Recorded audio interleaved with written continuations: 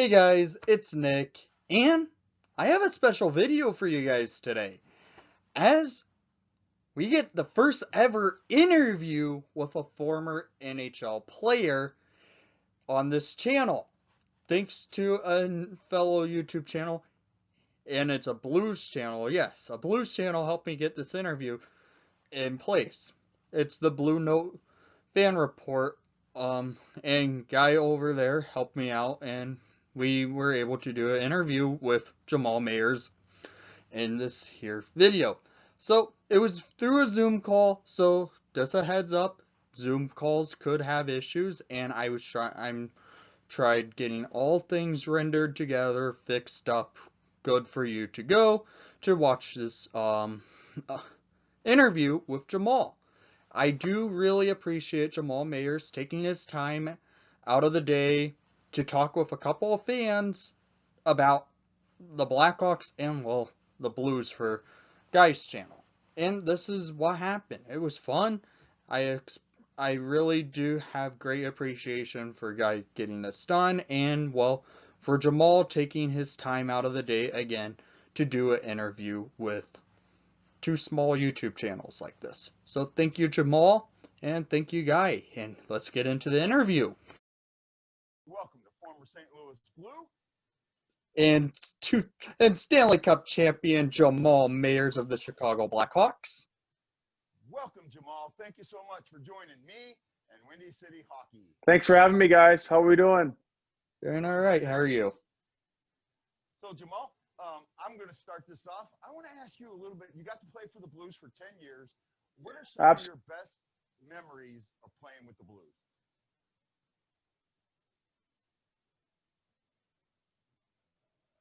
Did we freeze? Uh-oh. Well, this guy, as a Blue, I spent pretty much my entire 20s, and so. But on the ice, I would say the best memories would have to be making it to the semifinals. Unfortunately, losing to the Colorado Avalanche the year that they won the Cup with Ray Bourque. That was a tough pill to swallow, but that still is a fond memory, making it to the Final Four, if you will. And then winning the President's Trophy was a fun year. We had fantastic team as well. Success and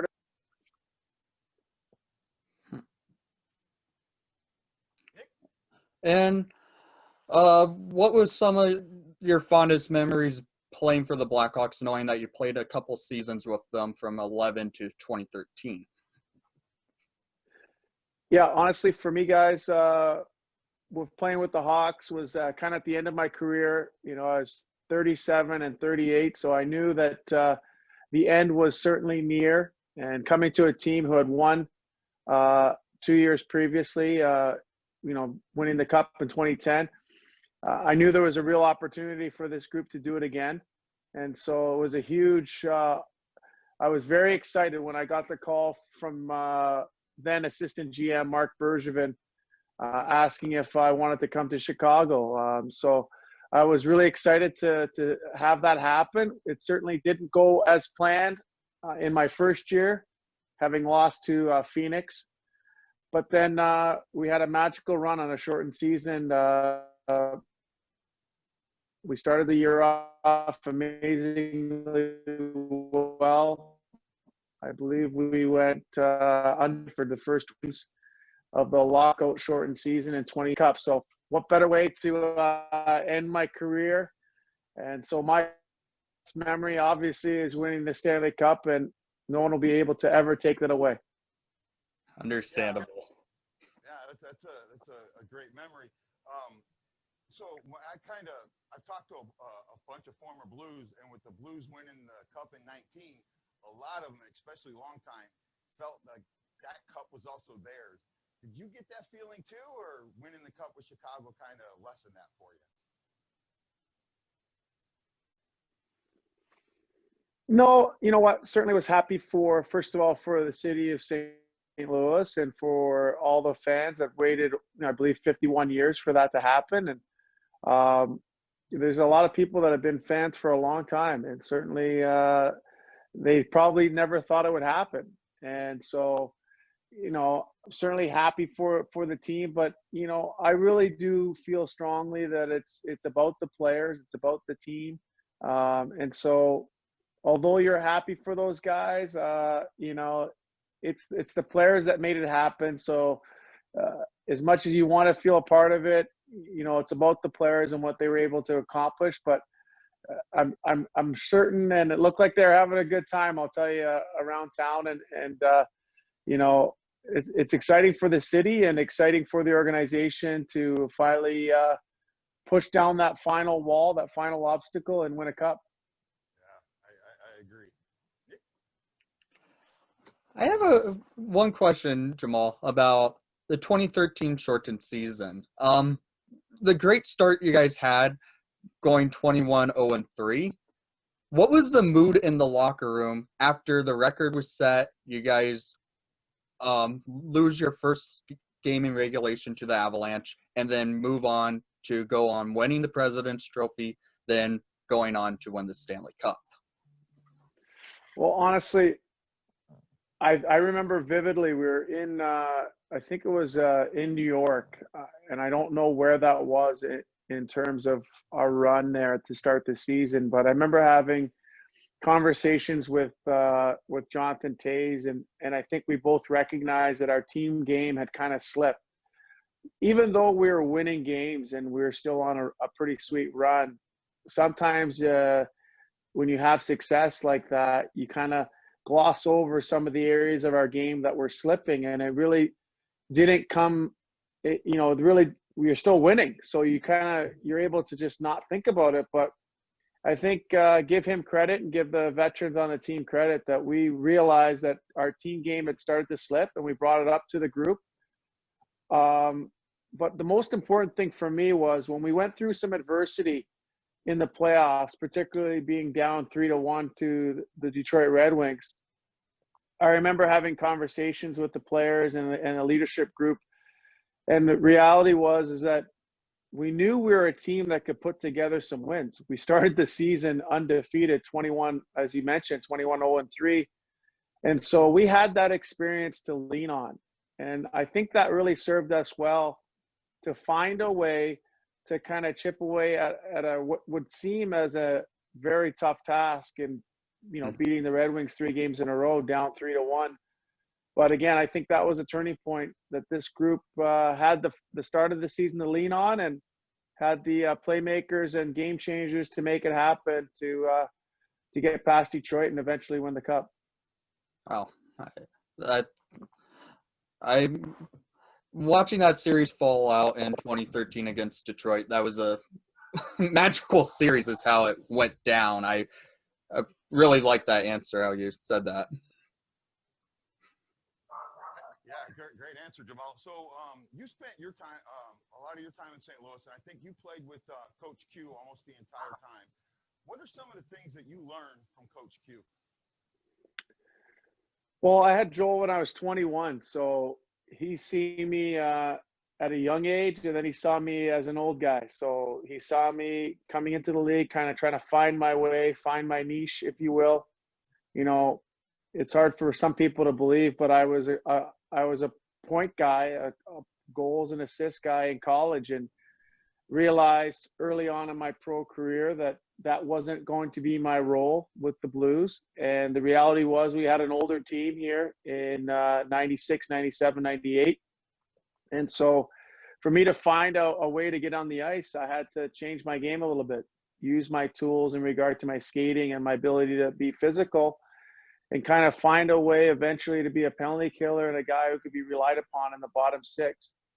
And then when you join back up with Joel again several years later, I believe, 13 years later, I was an older Grizzly veteran. And so I think he probably was, he probably saw me at the beginning as still that 21, 22-year-old.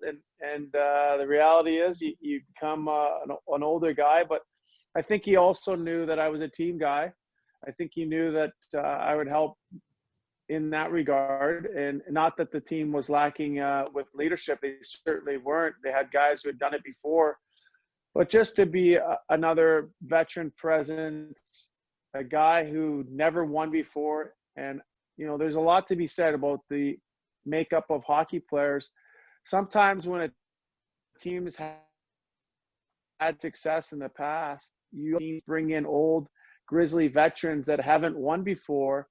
And we had a few of them: Michael Andzus, Michael Roosevelt, myself, guys that had never won. And so I think the team kind of rallied around that, and that's what hockey players do. Great. Very cool. Let's lead more into the Coach Q question that I had. Was it different how Coach Q had his philosophies going from St. Louis to when you were with Chicago? Were they a little bit more of a different structure in a way how he had his teams running? Yeah, for me, Joel was he was probably the best coach I've ever had at in-game adjustments. And so his ability to recognize who was going on a given night, he was able to figure that out in 10 minutes. So I knew going into the situation that, you oftentimes see this with Joel, is the lines get switched up if it's not working. That's something you have to be comfortable with. Mm-hmm. You also see the fact that if guys on the third or fourth line are playing well, they'll move up and they'll play more. Mm-hmm. And I think that accountability and that ability to move up and down the lineup gets everyone's attention. And not much of that had changed. One funny thing I realized, and I was joking with Johnny, I knew him from the World Championships when he was still, I believe, a junior or sophomore at North Dakota, and he was debating whether or not to go back to school. So I knew him from that experience and winning a World Championship. And I remember telling him that I don't think Joel changed his drills in 12 years. He had about 10 drills that he liked. And when I got back reunited with him 13 years later, he's still doing the same drills. So for Joel, it's all about high intensity, quick practices, get on, get off, get the work that you need to get done, get it in, and do everything at a high speed and a high tempo. And, I think he demands a lot of his players in regard to accountability within games. But as far as practice is concerned, you kind of had a routine and you went through it, and you didn't change much, that's for sure. Okay. Jamal, you mentioned the 98-99 President's Cup team for the Blues. One of the stars of that team was Pavel Demitra. Unfortunately, we lost him in the plane crash. And I've talked to a few other people that knew him. Can you tell us a little bit about what you remember of Pavel and how that might have affected you? Well, Pav and I are close in age. We're only a year apart. So, and him having a young family was very difficult when that happened. My memories of him as a teammate were amazing. He was always a team first guy. Although he was an all-star, he was also very relatable to the bottom end of the lineup, guys like myself. And, we had similar haircuts, so we had that in common. But my one great memory of Pav was he would always tell me in like his little broken English, "Hey, Jamal, you have to enjoy your time with the puck." And so what he was trying to tell me was, don't be in such a hurry to get rid of it, that you're actually a pretty good player. And so at least that's how I read it. But he was a gamer. He was a guy who knew how to score goals, knew how to create points, had unbelievable chemistry with Keith Tkachuk. And as much as they could have been polar opposites, they were thick as thieves. And I really appreciated my time with Pavel. And, I don't know if they told you this, but a few of us alumni ended up going over to Slovakia to play in a charity event in about 3 or 4 different cities. And this is going back maybe 6-7 years ago. Can't remember the exact year, but we went over there. Marian Hossa played in it. We had several former teammates. Tyson Nash was there, obviously Kelly Chase, Terry Yake, a bunch of former Scotty Young, and some Bernie Ferdoker was there as well. We went over and played some charity games, raised some money in honor of Pav. And the most amazing part of going on that experience was getting to see the places and with the culture of where Pav was, and meeting different people, and honestly going to his gravesite was tough. But you know, the hockey community is very tight, and so, you know, we went over there, and they wrapped their arms around us. They recognized that we were there, you know, doing a good thing and helping raise money in Pav's name, and we really showed how amazing the hockey community is. And I still believe, like, they do this every hockey game in Slovakia. I think they have like a moment of silence at the 38-minute mark of every hockey game, in honor of Pav. So he was a legend. When we had 3 or 4 Slovaks on the team at the same time, they didn't do anything without looking at Pav to make sure it was okay. So he was a leader in his own right as well. Yeah. So at the Winter Classic, the alumni game, when Keith came out in the second period with 38 on, I didn't see it live because I'm in Hawaii. I had to watch it later. But when I saw that, I had tears in my eyes. I absolutely had tears in my eyes. Yeah, absolutely. So, yeah, those guys were tight. You would think that they would be polar opposites, but I think their chemistry on the ice went further than that. They hung out a lot. They were tight. They were together a lot, and you know, you would think they couldn't be any more different. But having said that, they formed an amazing bond, and on and off the ice. Understandable. Guy, do you have any other questions you would like to say following up the Dimitra one? Well, I mean, the one thing that I really do hope that someday I get to talk to Keith Tkachuk about that. With Dimitra on that 99 team, he seemed to have this incredible vision. And it's also what I think is like Parashenko has, that's underrated in his game. When he was on the ice and he's telling you to enjoy your time with the puck, do you think that that's what he was doing, telling you to use your vision a little more? Not really. I think it was more about my comfortableness with the puck, that it's okay to hold on to it. I think a lot of times what you have to understand is that when you're a bottom 6 forward, a lot of that skill gets coached out of you. So coaches don't want you to make a play. They just want you to chip it in. Coaches don't want you to try to do things inside in the neutral zone. They just want you to make the simple play all the time. And a lot of times, and I'm not upset about it. It's the reality. The skill gets coached out of the bottom 6 guys. And so what I like about today's game is guys that played the way I played could also, in my opinion now, are able to try to make a play and to make mistakes. And when I was coming up 21, 22, 23, you know, that was not going to fly. And so I enjoy the game now. You see, I think instead of having top 6 and a bottom 6 as it used to be, I think you now have top 9 and bottom 3. But every single player now in any lineup in the NHL can make a play, is expected to make plays, and I think it's made the game more exciting. Yeah, and I'll refer back to Nick here in a second. Just like Coach Berube in finals against Boston, he started the quote-unquote 4th line every game. Yeah. I didn't know that, but that doesn't surprise me. Nick? Thank you, sir. Jamal, was there any player on the Blackhawks that you played with that reminded you of like playing with Pavel Dimitra with St. Louis?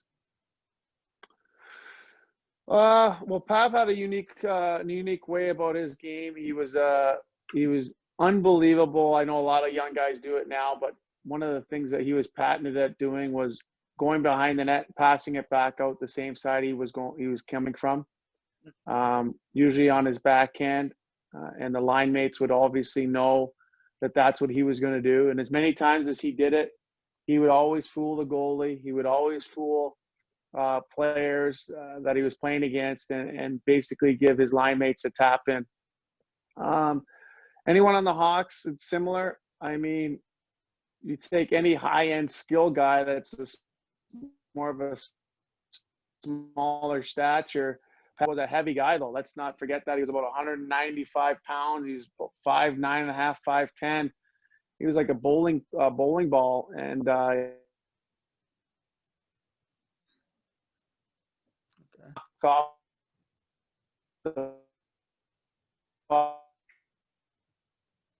compare him. One Hawks, speed, crafty. The easy one to say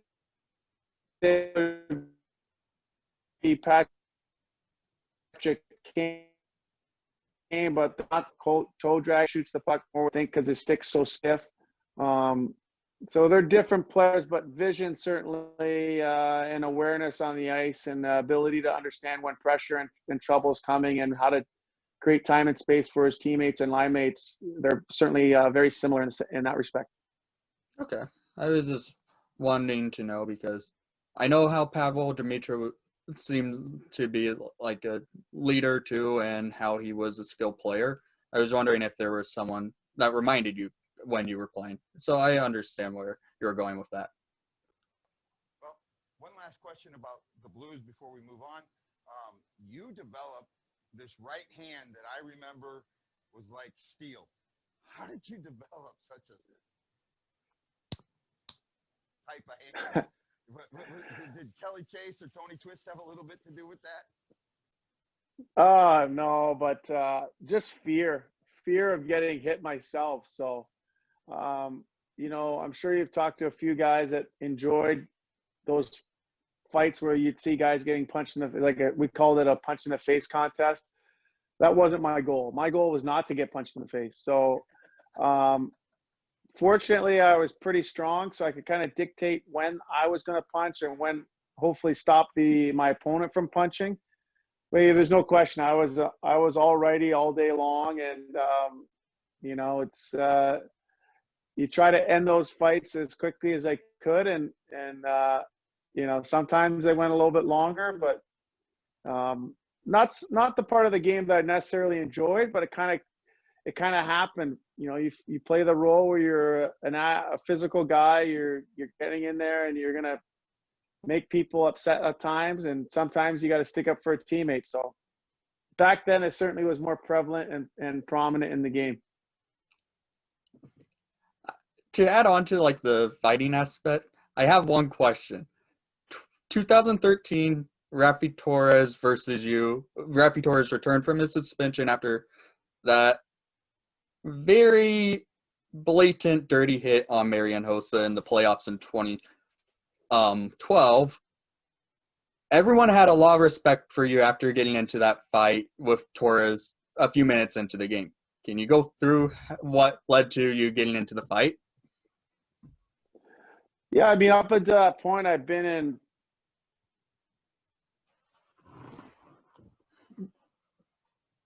over 100 fights, but I've been nervous. And the reality was before the game, okay, there's going to be a fight. My fights were usually predicated on were reactionary. Either something happened on the ice or to change momentum. So it kind of was just a flow of the game. Whereas that fight, I knew it was happening the day before. I knew it was coming all summer. And so having to think about it over and over again and sleep on it, not sleep on it, the anticipation just grew and grew. And for me in my head, it created more anxiety about it leading up to it. Okay. So I knew it was going to happen. Give him credit. He knew it was coming. Mm-hmm. And he wanted to get it away with early on. But the challenge in fighting guys like him who are strong but don't fight a lot is because they're going to be scared. There's an unpredictability about the fight that as a guy who kind of sort of knows what he's doing, Mm-hmm. that all goes out the window when you fight someone like him, because he's going to be nervous and the anxiety for him and excitement of having it come and he's a strong kid. Anything could happen. Yeah. And so, fortunately, things went well in that. I wish it went longer because it's one of those fights where it was personal. I was close to host.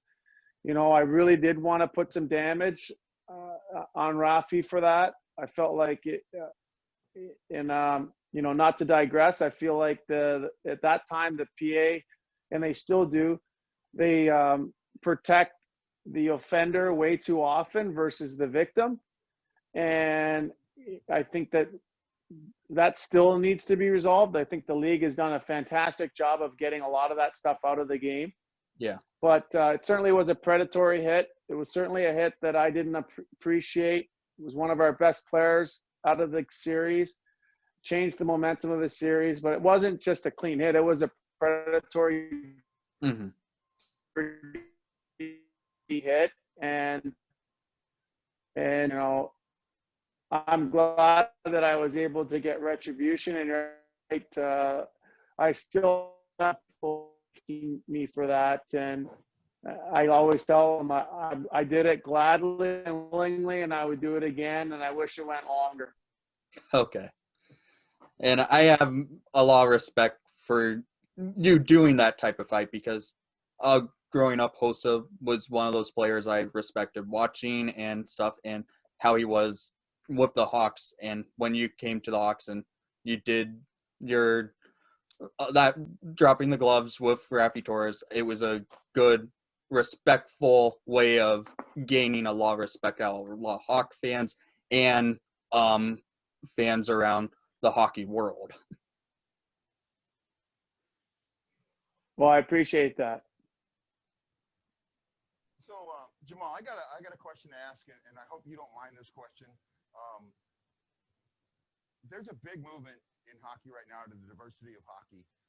When you played in St. Louis, did you deal with a lot of racism in that city? Because that city's had some issues with it.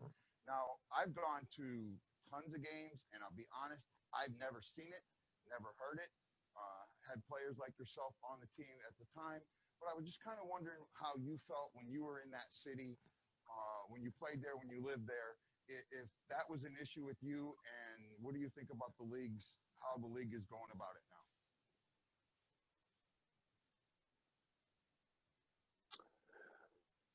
Well, those are a few different questions there. I think that there's still, let's talk about the league. I think the league is doing some great things. If you think about Kim Davis and her initiatives and what she's done in regard to the different councils that have come up with the executive council, with the players inclusion council, with the fan inclusion council, in regard to diversity and inclusion, there's no question the game of hockey has to make an adjustment and a pivot and make sure that the game is more inviting and accepting of others. And I think they're on that path. So that's exciting. And I'm excited to be a part of that process as we continue to shape it for everybody, whether it's women, the BIPOC community, and a lot. So the game has a long way to go, but the work being done right now. So that's an exciting piece. And I think are going to be the will of hockey change in that respect to make it more accepting. I'm encouraged by today's players. They're way more engaging, more accepting of others.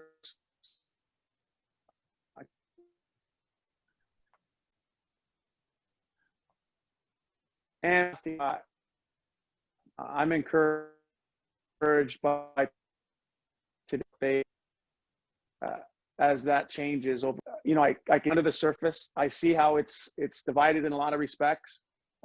It's going to take work, like anywhere, like a lot of different cities. It's a lot of separation.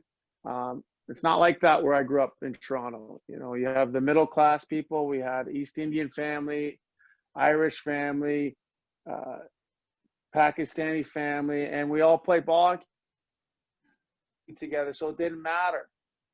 And so I think the more that we continue to find the commonalities, the things that we have in common, the better off we'll be. We still have a long way to go as a sport, but making the game more inviting and accepting of others is certainly a step in the right direction, and I'm excited to be a part of that. Cool. Great answer, man. I got to applaud you. Yeah. I hope you don't mind, but I got to applaud you. Great.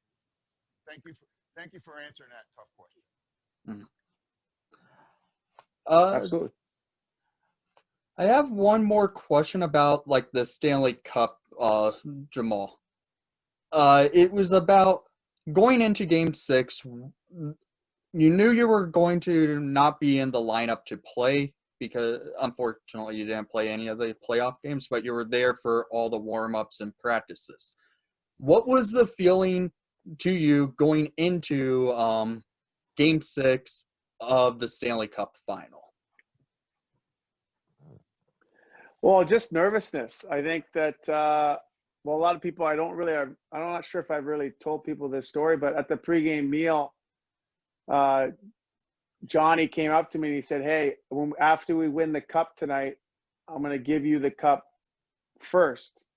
Oh. This is, and I was like, "Hey, buddy, don't jinx it. Just go win the cup. Though I'm not worried about who gets the cup after you get it." And so it just gives you a glimpse of this guy was not fooling around. This guy was focused on winning the cup and not having to play a Game 7 in Chicago. And he was bound and determined to make that happen in Boston. And it's funny, like right before they handed him the cup, he did come up to me on the ice and he said, "Actually, I forgot, I got to give it to Zeus first, but Jesus is going to give it to you." And I was like, "Johnny, I don't really care, man. I'm so happy right now. I couldn't believe it." Yeah, it's tough. It's a tough situation. I don't know if you know this, but in Game 3, it might have been Game 3 or 4 in Boston. Not sure if it was 3 or 4. Marian Hossa didn't play because he had a bad, his back was bugging him. I remember that. So during warm-up, Host comes up to me, and I'm the extra forward, so it means I'm going to play. And he says, "Hey, Jammer, I'm just going to give you a heads up. I can't go. So you're probably going to play." So I'm like, holy cow, I'm playing. So this is ridiculous. So not to belabor the point, but long story short, before the game, I'm sitting there with half my gear on, and in comes, what's his name? Smith. Ben Smith? Ben Smith. Ben Smith comes in with his street clothes on and starts getting changed. Oh. That's when I found out I wasn't playing. Oh. So I had to quietly get my stuff off. I guess the coach forgot to tell me that I wasn't playing, but I didn't want to make a scene. So I got my stuff off, and Johnny was like, "I can't believe that."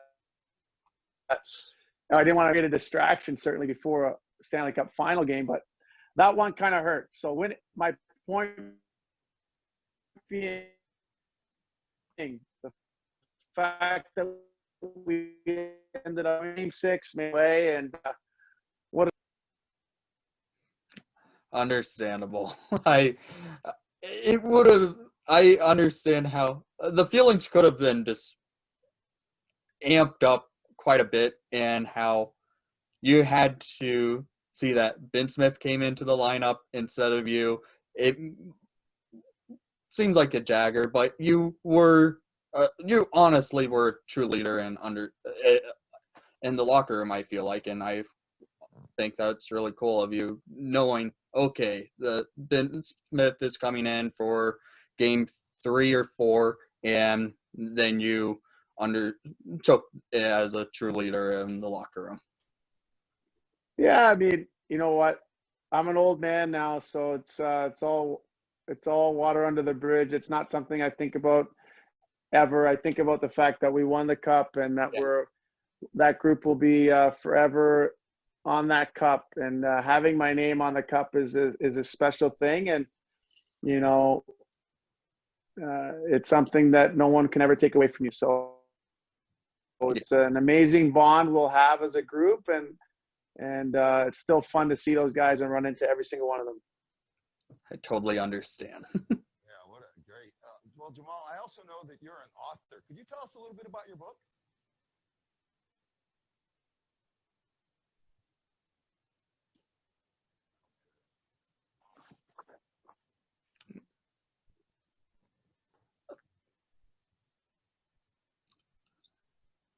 Hello? I'm frozen here. Oh. You guys are freezing up. Oh, sorry. Would you be willing to talk about your book just a little bit, Jamal? Let's do it. Yeah, let's do it. Okay. Tell us about your book. Okay, sure. So if you may or may not know, but for the past 6 years, I've been working for the Hawks in the community. And so I do three things versus they already have three amazing programs. I just try to help highlight them and go visit and see and be on the ice and participate and keep the kids excited. And so one of the programs is called Get Out and Learn. And so we go to these schools and we take over their phys ed class, and we leave them with the hockey balls, hockey nets, sticks, and balls, and it becomes part of their phys ed unit. And so the kids get to go and they get to play hockey in their gym class.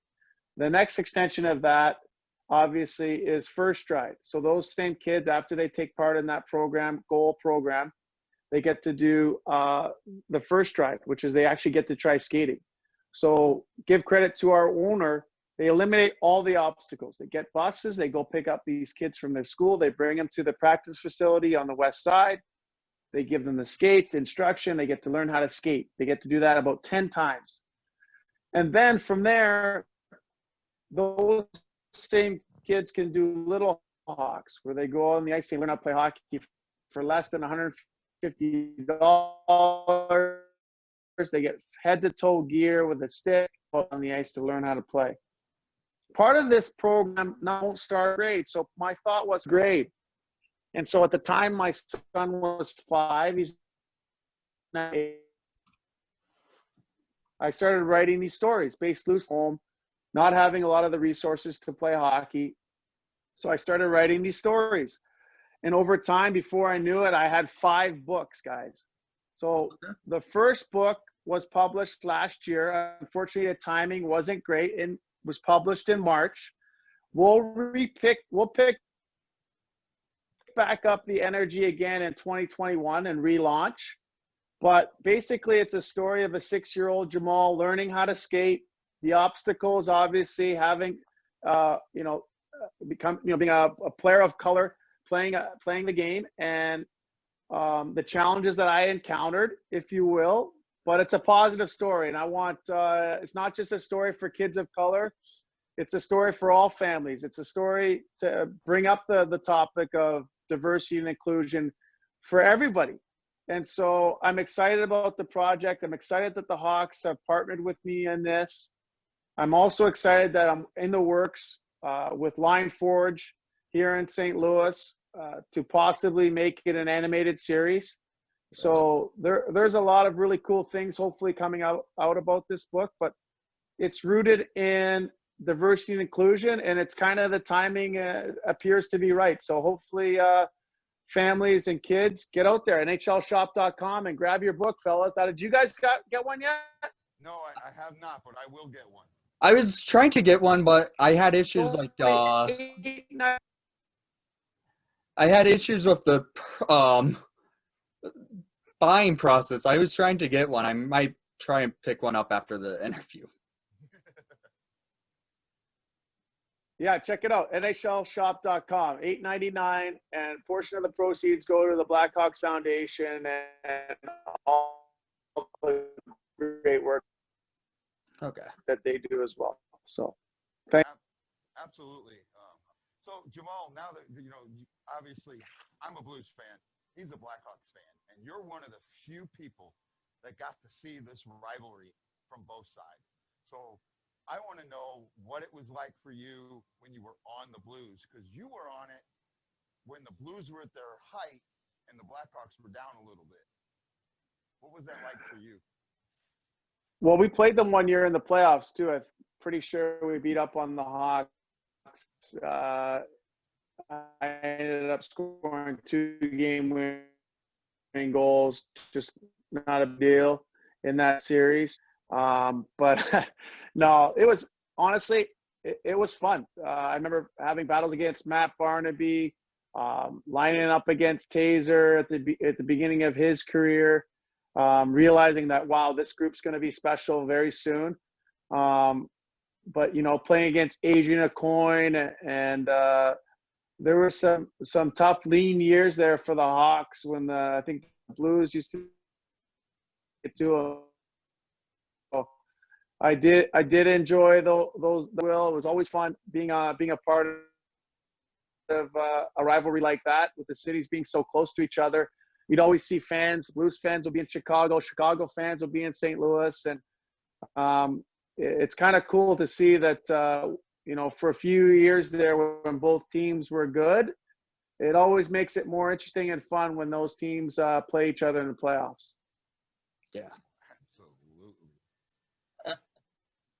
Now, for a Blackhawk point of view, how was the rivalry with St. Louis? Because the Hawks were at the peak of winning cups, and St. Louis was starting to get back to being one of the better teams in the league. What was it like then?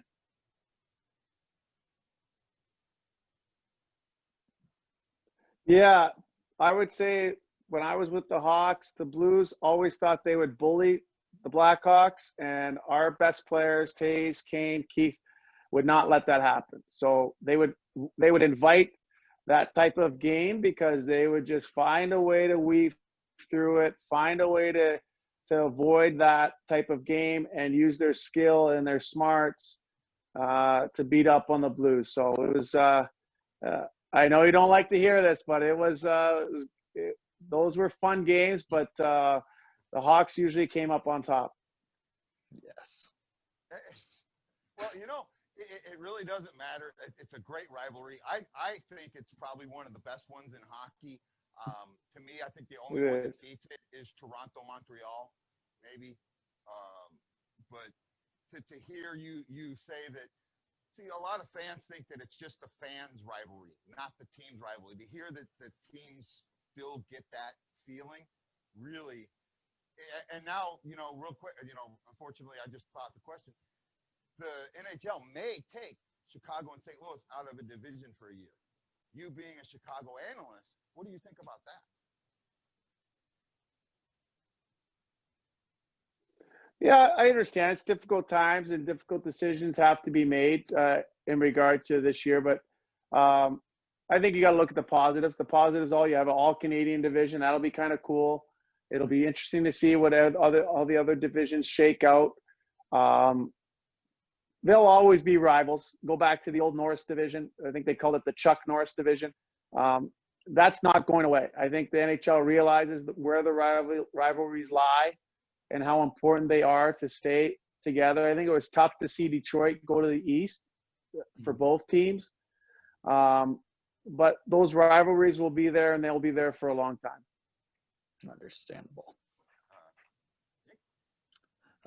Yeah, knowing how the rivalries are between the fans and players, I can't see that rivalry ever dying as a historical value and just pure hockey value. Yeah, exactly. You have to, you know, let's be honest, rivalries are born because teams are good enough to play against each other in the playoffs. Mm-hmm. As much as you want to create rivalries in the regular season, they're born in the playoffs. And the Hawks and the Blues have a substantial history, as does Montreal, Toronto, as does Detroit, Colorado, and the history of playing each other in the playoffs. And so it's all cyclical. Right now, arguably the Blues are on top of that. Yeah. The Hawks had a run for about 12 years. They were beating up on the Blues, and we'll see how long the Blues have it. I think the Hawks will find a way to get it back here in a couple of years, but it's not going away. It's fun. It's fun to be a part of as a player. Even more fun now as a fan. Yeah, as a fan, I think me and Nick can both agree. And actually, the one thing that may come out of this division realignment is that old style playoffs. So you could create some new rivalries within some of the teams. St. Louis with Arizona, or Vegas, Chicago with renew it with Detroit, or maybe with Columbus, depending on how things go. So it really could be interesting the way these play out. Now I want you to put your analyst hat on, and you kind of mentioned it a little bit. Chicago is going through a rebuild. What is going to be their biggest challenge in this upcoming season? Goaltending. I think they decided that they're going to go with some unproven goalies in a tandem fashion, and the real challenge is going to be which one of those three young goalies are going to take the net. I think it's tough to see a guy like Crawford go, who in recent years has had his injury issue. The chances and quality chances that he faces on a nightly basis, he was arguably, with Patrick Kane, been their best player the last year and a half. So it's tough to lose him. He's an important person in the locker room, an important player on the ice. To me, that'll be the biggest adjustment for this group, is not having the dependability, the accountability in goal. But the Hawks management are way more in tune with the development of their young players. So I have to put the trust in them as well, that they're making the right decision, and hopefully one of those young guys can step up. Which one of those young guys do you think has the most potential to step up? Jeez, I don't know. What's the European, the young, is it Swedish kid? Kevin Lankinen? Yeah, I'm hoping. Oh, is he Finnish? Yeah, he's Finnish. Yes, let's hope him. Okay. I do like Lankinen. I saw him play a couple of times in Rockford, and he looks pretty good. Hopefully he can pan it out in the NHL. Yeah. Well, let's see. Hopefully. And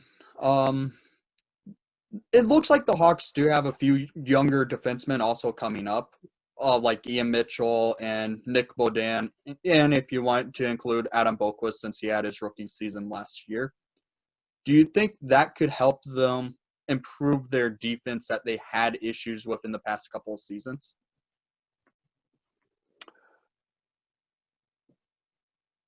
I hope so. Okay. I think the reality is you need in a perfectly linear path for him. Mm-hmm. It never is for young defensemen. It's going to take time. He needs to get a little bit stronger net front. I think his defending was adequate. It wasn't. It was good enough on the peripheral, but net front, it was lacking. I think that's something he'll have to work on. But I like his upside. I think he's a very, very skilled defenseman who creates offense, is not afraid to jump up in the play. And those guys, you can't teach those types of instinctual attributes he has as a defenseman. Ian Mitchell, my understanding is he has a lot of the same attributes. And so it'll be fun to see some of these young guys step up and play. It's not easy as a defenseman. I think we get spoiled as fans when you see the Cale Makars and you see the young defenseman in Vancouver, Hughes, step up and have success instantaneously. It's not always the case. Yeah. And so I think we have to temper our expectations of someone like Ian and give him a chance to mature. It might take half a season in Rockford to get there, but hopefully the fans have some patience. I think this team in a couple of years could be right back there where they need to be. Hopefully. Yeah, well, one of the things that I'm kind of wondering about is both Jonathan Toews and Patrick Kane have voiced some displeasure with how management is handling this rebuild. Both of them are still at the top of their game and have a lot of trade value. Do you think that they could be traded this season? No, I don't know. Everyone, first of all, they have no movement clauses, so they'll decide whether or not they move or not. But no player wants to stay. There's no one. Doesn't matter if you have a no movement. If team doesn't want you, you're not going to want to stay. Mhm. Let's be frank about that. So, these guys are lifer. I see them as only Chicago Blackhawks, but Wayne Gretzky was traded, so anyone can be traded. You know, it's tough to say. I think that this team in the next, they're going to be patient for 2 years, but in 2 years, if this team isn't getting close to back to where they want to be, it might change from their perspective. So I guess time will tell, but these guys, it's tough to see them in any other jersey. I see them as Blackhawks forever. I can see that. It was a fair question, though, I hope. Yeah, absolutely. Yeah, I hope to say Tays and Kane stay as Hawks the rest of their careers because they're legends in Chicago at this point. They are outstanding, and I hope to never see them in another uniform. I can appreciate that. Well, we've taken a lot of your time, Jamal. I want to thank you so much. But I've noticed one thing. If you look back at Hockey Nick there, got a bunch of jerseys. I don't see a Jamal Mayers jersey on, Nick. Oh, they must have been sold out. Yeah, they were sold out, Jamal. That's all right. That's all right. I'll send you one. It'll be Really? you and my mom. It'll be you and my mom wearing them to the game. That's about it. That sounds like a plan. How about I get a Blues one? Yeah, there you go. Right. Hey, I'm wearing They're my for coho sale too. I'm wearing my coho because this is what you would have worn. That's right. I like the shiny shoulders. Yeah. This I actually got. It's fading away, but I got Ken Wilson's signature on it when he lives here. So I ran into him for a while. I got his old baby. Right? Nice. Well, Jamal, again, I want to say thank you so much from the bottom of my heart and from all of those who watch the Blue Note Fan Report. Thank you so much for joining me on the Blue Note Fan Report today. And I would like to say thank you, Jamal, for joining the Windy City Hockey, my channel, for taking your time, answering questions from just pure fans, and it's awesome of you using your time and doing this with us today. Absolutely. You guys have been great talking to you both, and I like to see that you guys are still getting along. You could be rivals, but I think you guys have shown everybody how it should be done. So great job. All right. Thank you. Well, Jamal, I got to do my normal closing. This is Guy, the Hawaii Blues fan, saying aloha, mahalo. And I know at one time, y'all, I was bleeding blue with you. And I hope this isn't the last time I have you on the Blue Note Fan Report. So, I would like to end my video off by thanking again Jamal Mayers and Guy over at Blue Note Fan Report for doing this interview. And thank you for watching the broadcast. Please leave a like and subscribe if you haven't done so already. And most of all, let's go Hawks!